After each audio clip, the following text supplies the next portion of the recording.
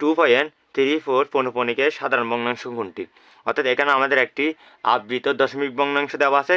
ওই আবৃত দশমিক ভগ্নাংশকে সাধারণ ভগ্নাংশে রূপান্তর করতে হবে। সাধারণ ভগ্নাংশের ক্ষেত্রে উপরে থাকে লব, নিচে থাকে হর।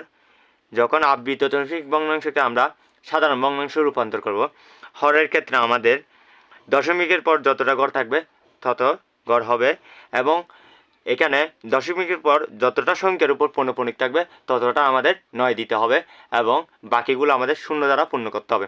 দশমিকের পর আছে 2 ঘর এবং একটা সংখ্যার উপর পৌনঃপুনিক আছে, তাহলে একটা 9 হবে, বাকিটা হবে 0।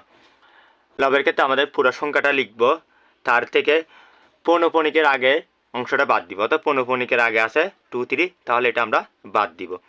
তাহলে 234 থেকে যদি 23 বাদ যায় তাহলে আমাদের থাকবে 211, আর নিচে থাকবে 90। তাহলে আমাদের আনসার হবে 211/90।